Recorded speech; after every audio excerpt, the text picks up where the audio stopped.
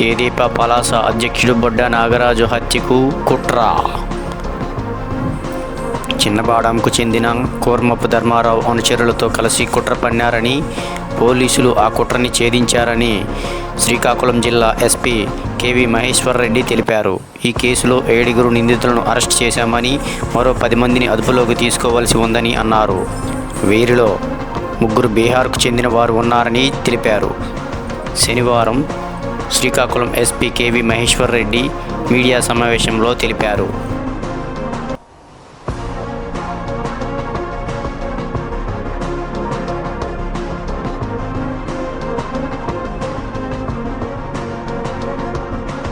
అందరికీ నమస్కారం. మనకి ఈరోజు ఈ శ్రీకాకుళం జిల్లా పోలీస్ సంబంధించి కాశీబుగ్గ సబ్ డివిజన్లో కాశీబుగ్గ పోలీస్ స్టేషన్ లిమిట్స్లో 572/2024 అండర్ సెక్షన్స్ మనకి 307 అండ్ ఆర్మ్స్ యాక్ట్ కింద రిజిస్టర్ చేయడం జరిగింది ఒక కేసు.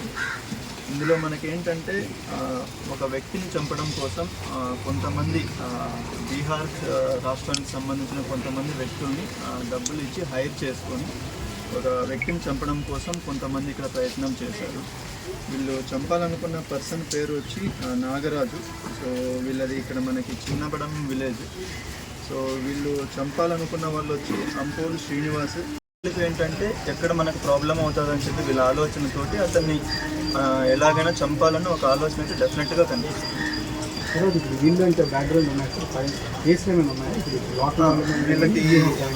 వీళ్ళకి కేసెస్ ఉన్నాయి. ఆల్మోస్ట్ 8 మంది పైన పాత కేసెస్ ఉన్నాయి అక్యూజ్డ్ పైన. బీహార్ గ్యాంగ్ సంబంధించి ఒక వ్యక్తి పైన ఒక కేసుని ఇప్పటివరకు ఐడెంటిఫై చేశాము. ఫర్దర్గా కూడా కేసెస్ ఏమైనా ఉన్నాయని మనం చూస్తున్నాం. సో వీళ్ళు అక్కడ ఆల్రెడీ అక్కడ డిస్ట్రిక్ట్ అఫీషియల్స్ తోటి వీళ్ళ ఎక్కడైతే హోమ్ టౌన్ ఉందో అక్కడ మనం మాట్లాడడం జరిగింది.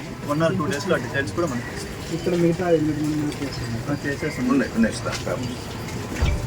అది కూడా మీకు ప్రొవైడ్ చేస్తాం.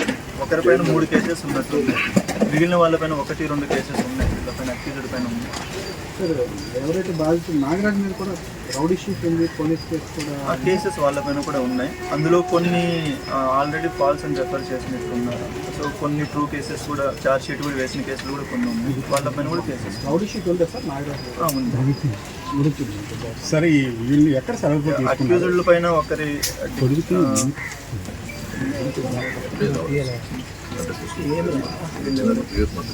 వీళ్ళు కూడా అరెస్ట్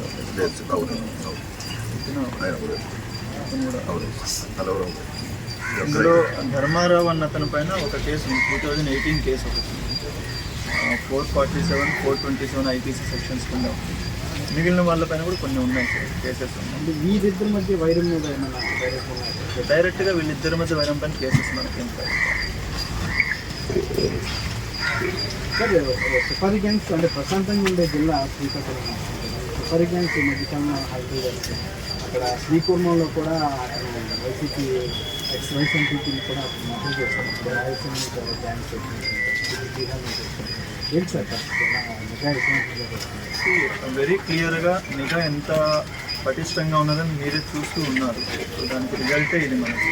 సో ఖచ్చితంగా ఇలాంటిది ఏదన్నా కూడా మనం చట్టపరంగా వాళ్ళకన్నా డెఫినెట్గా కఠినమైన చర్యలు అయితే తీసుకుంటాము. దాంతోపాటు మనకి ఇన్ఫర్మేషన్ నెట్వర్క్ సిస్టమ్ ఏదైతే ఉందో అది ఎస్బీ ద్వారా కావచ్చు, లోకల్ పోలీస్ ద్వారా కావచ్చు, ఇంటెలిజెన్స్ ద్వారా కావచ్చు, అండ్ మనకి పబ్లిక్ మీడియా అందరూ సపోర్ట్ చేస్తున్నారు కాబట్టి మనకు ముందుగానే ఇన్ఫర్మేషన్ రావడం జరుగుతుంది. దానికి సంబంధించి ఇలా ప్రివెంట్ కూడా చేయగలుగుతున్నాం మనం అఫెన్సెస్ జరగకుండా. సో 100% దానిపైన మనం చాలా టఫ్గా వెళ్తాము. సో అందులో ఎటువంటిగా మనం ఉపేక్షించే పరిస్థితి అయితే వెపన్స్ డెఫినెట్ ఎవరి దగ్గర కొన్నారనేది మనకి ఇంకా ఐడెంటిఫై కాలేదు. బట్ వీళ్ళకి డెలివరీ చేసిన పర్సన్ ఎవరైతే ఉన్నారో విజయ్ అన్న ఒక పర్సన్ మనం ఐడెంటిఫై చేశాము. మనకు అతను దొరికిన తర్వాత వాళ్ళు బ్యాక్వర్డ్ లింక్ అనేది దొరుకుతాయి. బట్ మోస్ట్లీ ఇది కలకత్తా నుంచి కానీ బీహార్ నుంచి ఉండొచ్చు మనం ఒక సస్పిషన్ ఉంది. అది ఇంకా ఎస్టాబ్లిష్ అవ్వలేదు, అది చేస్తాం. ఇంకో విషయం ఏదైతే ఆ రోజు అర్ధరాత్రి బీసీపీ కార్యకర్తని చంపాలనుకొని చేశారు. దీనికి కారణం ఏంటంటే వీళ్ళకి చాలా రోజుల నుంచి వీళ్ళ మధ్య ఉన్న కొన్ని పర్సనల్ గొడవలు కావచ్చు, అలానే ఊరిలో ఆధిపత్యం ఎవరిది ఉండాలి, మేము ఉండాలా మీరు ఉండాలన్న ఒక ఆధిపత్య ధోరణి కావచ్చు, వీళ్ళ మధ్య ఉన్న పొలిటికల్ డిఫరెన్సెస్, రాజకీయంగా వీళ్ళ మధ్య ఉన్న విభేదాలు ఏవైతే ఉన్నాయో, ఒకరు ఒక పొలిటికల్ పార్టీకి సంబంధించిన వాళ్ళు, ఇంకొక పొలిటికల్ పార్టీకి సంబంధించిన వాళ్ళు. వీటితో పాటుగా వీళ్ళ మధ్య సివిల్ తగాదాలు, భూమి తగాదాలు కొన్ని ఉన్నాయి. వీళ్ళు కొంచెం ఈ రియల్ ఎస్టేట్ చేయడం కావచ్చు, దాంట్లో ఈ డబ్బులు సంబంధించిన గొడవలు ఏవైతే ఉన్నాయో ఆ గొడవలకు సంబంధించి కూడా వీళ్ళ మధ్య ఉన్నాయి. సో వీళ్ళు ఏంటంటే డైరెక్ట్గా వీళ్ళు కాకుండా బయట నుంచి ఒక టీముని తీసుకొని వచ్చి వీళ్ళని చంపి దానికి సాక్ష్యాధారాలు లేకుండా చేసి అది ఎవరు చంపారో తెలియకుండా ఉండాలి అన్నట్లు వీళ్ళ ప్లానింగ్ చేశారు. సో అలా ప్లాన్ చేసి అలా చంపిన తర్వాత మనకి ఏదైనా ఒక శాంతి భద్రతల సమస్యలాగా ఇది చేయాలన్నది ఒక మోటివ్ అన్నది వీళ్ళకి కనిపిస్తుంది. సో వీళ్ళు మొత్తంగా మనకి బీహార్కి సంబంధించి ఇప్పుడు మనకి 3 దొరికారు. అండ్ ఇక్కడ లోకల్గా పలాసాకు సంబంధించి మొత్తం 4, టోటల్గా 7 మందిని ఈరోజు అరెస్ట్ చేయడం జరుగుతుంది. సో వీళ్ళ ప్లానింగ్ ఏంటంటే వీళ్ళు నవంబర్ 10వ తారీఖున వైజాగ్లో ఒక హోటల్లో కలిశారు వీళ్ళందరూ. సో అక్కడ కలిసి అక్కడ ప్లాన్ చేసి నవంబర్ లాస్ట్ వీక్లో, అంటే నవంబర్ 25 నుంచి 30 తారీఖు మధ్యలో ఇక్కడ పలాసాకు వచ్చి ఇక్కడ రెక్కీ చేసుకున్నారు. వాళ్ళ ఇంటి దగ్గరికి వెళ్ళి రెక్కీ చేసుకున్నారు. దాంతోపాటుగా మొత్తం 10 లక్షలకి ఈ మర్డర్ చేయాలన్నది వీళ్ళు అగ్రిమెంట్ చేసుకొని అందులో 2 లక్షలు అన్నది వాళ్ళకి ఆల్రెడీ పేమెంట్ కూడా చేయడం జరిగింది. దాని తర్వాత వీళ్ళకి వెపన్స్ అనేది మనకి మొత్తం బయట నుంచి తీసుకొని వచ్చి మొత్తం 2 పిస్టల్స్, ఒక తపంచా అండ్ 45 రౌండ్స్ ఇవన్నీ వీళ్ళకి తీసుకొని వచ్చారు. బయట నుంచి తీసుకొని వచ్చి డిసెంబర్ 10 నుంచి రెక్కీ చేయడం అనేది ఇక్కడ జరుగుతుంది. సో మనకున్న స్పెసిఫిక్ ఇన్ఫర్మేషన్ ప్రకారం వీళ్ళు ఎప్పుడైతే అక్కడ వాళ్ళని చంపడానికి ప్రయత్నం చేస్తూ ఉన్నారో ఆ టైంలో వెళ్ళి మనం పట్టుకోవడం జరిగింది. ఈ ప్రాసెస్లో మనకి మొత్తం 2 పిస్టల్స్ని, ఒక తపంచాని, తర్వాత అమ్యునేషన్ అంటే 45 రౌండ్స్ బుల్లెట్స్ని, తర్వాత 3 బైక్స్ని, ఒక కార్ని అండ్ 9 మొబైల్ ఫోన్స్ని అండ్ రిమైనింగ్ థింగ్స్ని కూడా మనం సీజ్ చేయడం జరిగింది.